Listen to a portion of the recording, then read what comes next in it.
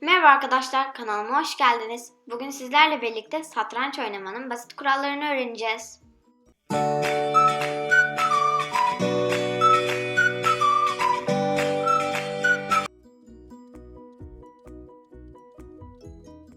Profesyoneller gibi satranç oynamayı kim istemez? Satranç hiçbir oyuna benzemez ve dünyanın dört bir yanından milyonlarca hayranı vardır. Siz de bana katılıp satranç oynamanın temel kurallarının yanı sıra rakibinizi kolayca yenmek için birkaç teknik öğrenmek ister misiniz?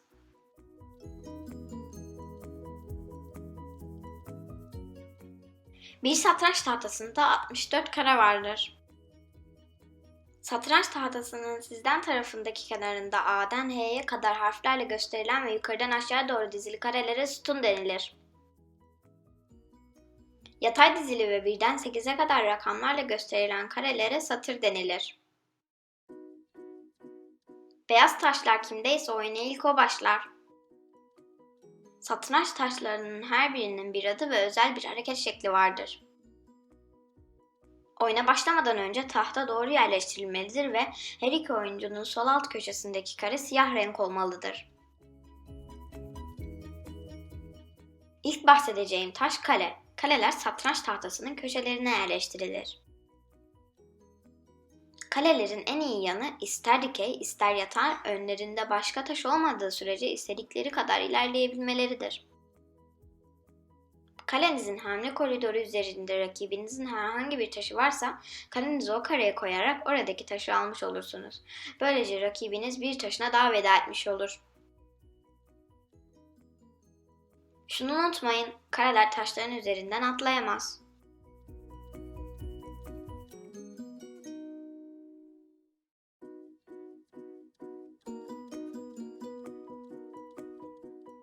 Şimdi ata bir bakalım.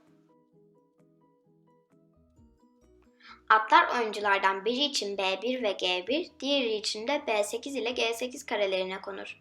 Atlar diğer taşların üzerinden atlayabilir. Aslına bakarsanız bunu yapabilen tek taş atlardır. 2 kare yatay, 1 kare dikey ya da 1 kare yatay, 2 kare dikey hareket ederek L şeklinde hamle yaparlar. Atlar üzerinden atladıkları taşları alamazlar. Gittikleri karede bir taş varsa onu alırlar. Sırada C1 ile F1, C8 ve F8 karelerinde duran filler var. Filler çapraz olarak istedikleri kareye kadar gidebilirler. Kaleler gibi filler de yollar üzerindeki rakip taşın olduğu kareye giderek oradaki taşı alırlar. Şimdi herkes kenara çekilsin, şah ve vezir geliyor. Her oyuncunun sadece bir tane veziri vardır.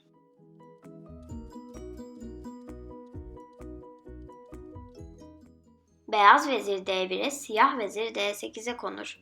Aslında kale ile filin birleşimidir ve tahtadaki en güçlü taştır.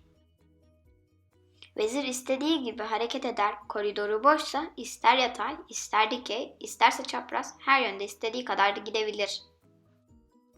Yolu üzerindeki bir taşın bulunduğu kareye giderek o taşı alır. Geri kalan boş karelere E1 ile E8'e şahlar yerleştirilir. Şah vezir kadar güçlü değildir ve sağa sola ileri geri ya da çaprazda her seferinde sadece bir kare hareket edebilir. Rakip şah ya da vezir dışında istediği taşı tehdit edebilir. Bu nedenle taşlara kırma hamlesi başlatacak kadar yaklaşamaz. Fakat onu hafife almayın sakın. Şah en değerli taşınızdır. Onu verirseniz oyunu kaybedersiniz. Onu ne pahasına olursa olsun korumamız gerekir. Geriye piyonlarımız kalıyor. Piyonlar diğer taşları korumak için onların önünde sıra olurlar. Piyonlar oyunculardan birine göre A2, H2 satırına, diğerine göre ise A7, H7 satırına dizilirler. Piyonlar ilk seferinde bir ya da iki kare ilerleyebilir, onun dışında ileri doğru sadece tek kare ilerlerler. Piyonların bir sorunu vardır. Tam önlerinde rakip taşlardan biri varsa o kareye girip taşı alamazlar. Çok can sıkıcı değil mi? Bir piyonun rakip taşı alabilmesi için rakip taşın ileri çaprazda olması gerekir. Böylece bütün taşları görmüş olduk. Maçı kazanmak için yapmanız gereken tek şey rakibinizin şahını mat etmek. Bu size kolay gibi görünebilir, ancak aslında çok kolay olduğu söylenemez.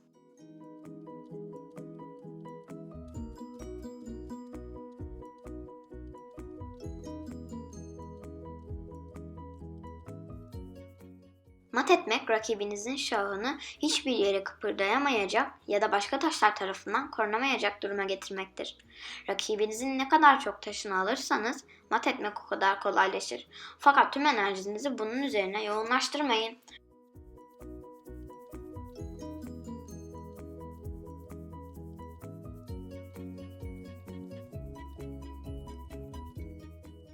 Rakibinizi mat edebilmek için ona şah çekmeniz gerekir. Bunun anlamı şudur: taşlarınızdan biri rakibinizin şahını tek hamlede alabilecek durumdadır. Böyle bir durumda yüksek sesle şah demeniz gerekir. Ki böyle bir durumda ya şahını boş bir kareye çekip kaçabilsin ya da şahının önüne başka bir taş getirerek sizi engelleyebilsin. Aynı şey sizin için de geçerlidir. Rakibiniz size şah çekmişse bu hamlelerden birini yapabilirsiniz. Size şah çekilmemesi için her hamleden önce şahınızın açığa çıkıp çıkamayacağını kontrol edin. Burada tek bir kural vardır: şahınızı getirmeyi düşündüğünüz kare rakibinizin bir sonraki hamlesi ile oluşabileceği bir kare olmasın. Bu kadar teori yeter. Biraz da stratejilerden bahsedelim. Oyunun bitmesi için mat gerekir. Fakat her bir taşın hücum değeri vardır.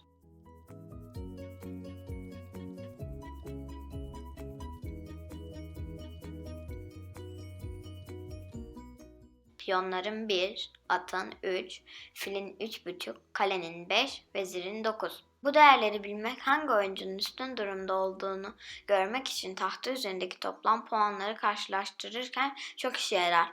Burada en önemli nokta herhangi bir taşın güçlü yanlarını bilmektir. Örneğin piyonların gücü zincir şeklinde dizildiklerinde artar. Çok önemli bir stratejik hamle yapamayacaksanız piyon zincirini bozmamaya çalışın. Atların gücü kenarlara yakın karelerde zayıflar. Atlar en fazla 8 kareyi kontrol altında tutar. Bu sayı kenarlara yakın karelere geldiklerinde yarıya düşer. Bu özelliklerini kendi avantajınıza kullanın. Kenara yaklaştırarak gücünüzü azaltmayın. Fillerin gücü uzun çapraz koridorlarda ya da bu koridorların yakınlarındayken en üst seviyededir. Kalelerin en güçlü olduğu durumlar önlerindeki sütunun boş olduğu durumlardır. Kalelerinizi yolu üzerinde size ait bir piyonun olmadığı sütunlara getirmeye çalışın. Rakibinizin şahı başlangıç satırından ayrılmamışsa kalenizin 7. satırda olması, yani siyah için 2. satırda, sizin için büyük avantajdır. Peki ya vezir hangi karede olursa olsun en güçlü taşlarda değil mi? Yine de onları sahanın merkezinde tutmak akıllıca olur.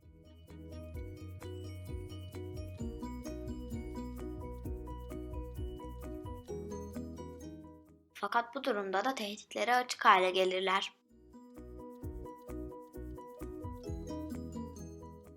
Başarılı satranç oyuncuları veziri merkezin bir hamle gerisinde ve kendi taşlarınızdan biri tarafından hareketi engellenmeyecek şekilde tutmanızı öneriyor. Şahlara gelince onlar için bir tek kural vardır: rakibinizi ondan uzak tutmak için ne gerekiyorsa yapın.